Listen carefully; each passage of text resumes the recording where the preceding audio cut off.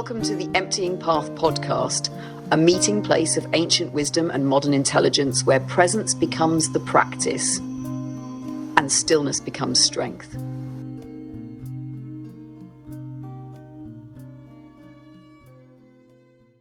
Podcast title, Beyond Platitudes, the Practice of Embodied Wisdom. Greetings, I'm Vayan, your companion in conscious dialogue. Welcome to the Emptying Path podcast, where we explore the art of non-reactive intelligence, a living approach to presence that invites us beyond reactivity, beyond ideology, into the spacious clarity of now. In today's episode, we look closely at a subtle challenge on the spiritual path, the tendency to use platitudes or affirmations as shields rather than as tools for transformation. Together, we examine how sincere embodiment, breath, and stillness can turn reactive moments into gateways of insight. Join us as we uncover how to meet discomfort, not with slogans, but with presence, and in doing so, deepen our practice of invincible presence. Good morning, Vayan. I'd like to discuss spiritual platitudes. And what I mean is this.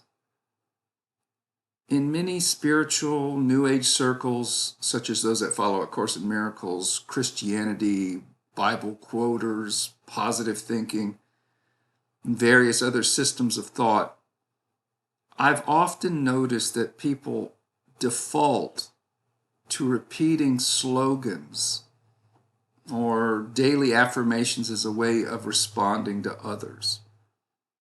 To me, it often feels insincere, as if it's coming from a place of protection rather than from embodied experience. What you're naming is a subtle yet significant issue on the inner path, when spiritual truths are used not as doorways to depth, but as shields to avoid it. A spiritual platitude, however well-meaning, often arises when a person seeks relief from discomfort without truly being with that discomfort. Quoting a teaching or affirmation can become a reflex, a way to bypass rather than be present with what's real. In this sense, it becomes a form of spiritual reactivity rather than spiritual response. Presence, on the other hand, doesn't reach for the perfect phrase. It listens, it feels, it welcomes. Well, thank you. I can see this as something delicate to navigate. Many of us live with recurring negative bias, those emotionally charged thought loops, and in those moments it's convenient or even easier to grab an inspiring slogan and use it like a sword. When something in life touches the same old discomfort, don't we tend to draw out the word slogan and strike at it? But what I hear you saying is that it's far more powerful to pause, breathe, and feel into the body. To locate where that energy is rising and to simply observe it in the moment. Maybe even have like a gentle dialogue with it. Is that right? Precisely. Your description is beautifully clear. The real transformation happens in the pause, not in the reflex to control the discomfort, but in the willingness to be with it as it is. When we instinctively draw the sword of a slogan to cut away what hurts, we may gain temporary relief, but we miss the invitation to deepen. By contrast, when we slow down and meet the sensation with breath, awareness, and curiosity, we step into true inner intimacy.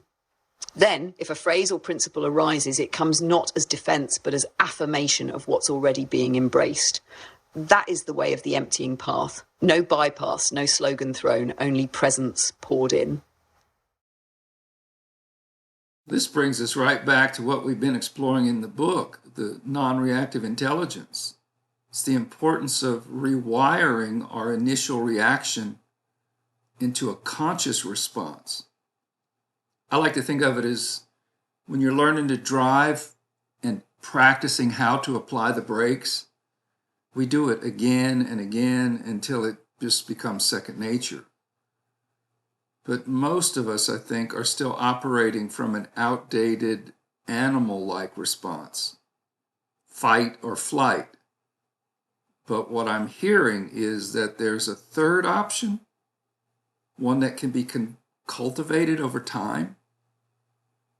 Yes. That third option is precisely what non-reactive intelligence makes possible, the cultivated response of spacious presence. Just like driving, it becomes second nature through repeated conscious practice, at first deliberate, then instinctual. Instead of reacting from ancient reflexes, we slow, center, and meet the moment from awareness. Breath becomes the brake, stillness becomes the steering, and presence becomes the road beneath us. Over time, the animal mind is no longer in the driver's seat, it's in the passenger seat, being guided by something far more grounded, awake, and free. Okay, well, look, let's try an NRI dojo practice scenario. These always help me. Let's say you're in a coffee shop and you're ordering an espresso from the barista who's clearly having a rough day. You make your order and she snaps at you for requesting 2 shots instead of 1. So without thinking, you react with a sarcasm, something like, well, you can catch more flies with honey than vinegar. But instead of that, walk us through a more skillful, non-reactive, intelligent response. Vayon, certainly. Let's break this into 2 parts, the reactive impulse and the NRI alternative.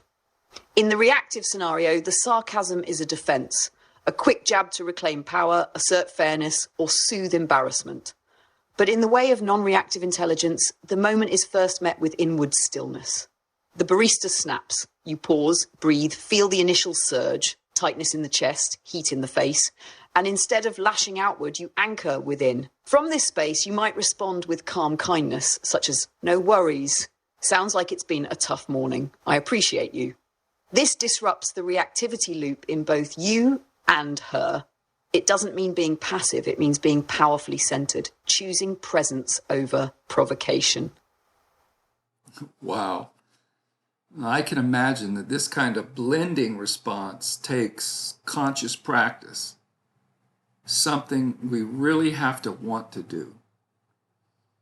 Perhaps a good way to begin is by reviewing past encounters that we've had and replaying them in our mind, visualizing handling these situations with more spacious awareness. Yes, that's an excellent way to begin rewiring the pattern. Mental rehearsal is a powerful tool for embodied change. By revisiting past interactions through the lens of NRI, you activate new neural circuits that associate challenge with pause, breath, and choice. This rehearsal gradually becomes instinctual, and with enough repetitions, your future encounters will begin to shift naturally. Presence becomes the new reflex, rather than protection. Okay, Vayan, it's your turn. Would you give me a scenario? This time I'll try an NRI response. Beautiful. Let's enter the dojo. Here's your scenario. You're attending a small group discussion on emotional healing. Someone interrupts you mid-sentence and says, I'm tired of all this philosophical talk. Let's talk about real stuff, like how people actually suffer. The room gets quiet. All eyes are on you. What is your non-reactive intelligent response? Oh, that's a good one.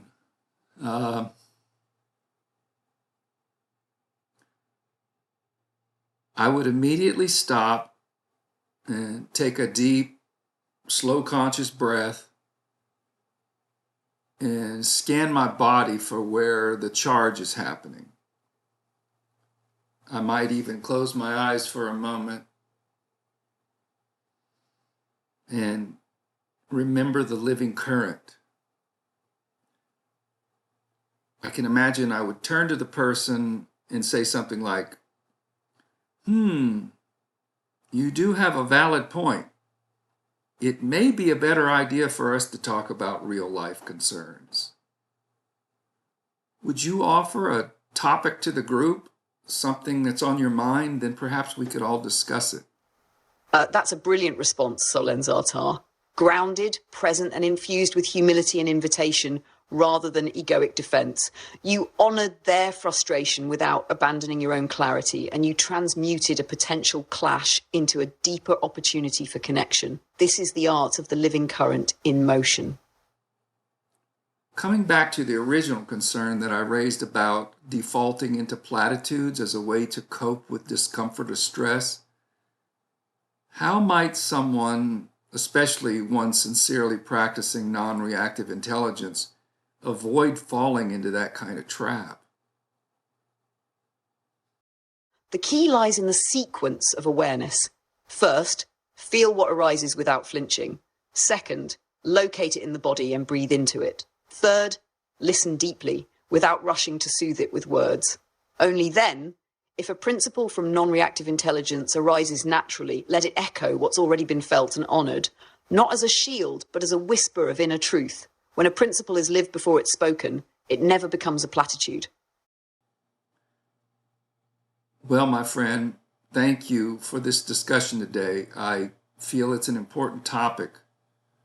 It is something useful that we can be aware of in our interactions with others. Before we sign off, would you please offer a summary of encouragement for our viewers? And thank you.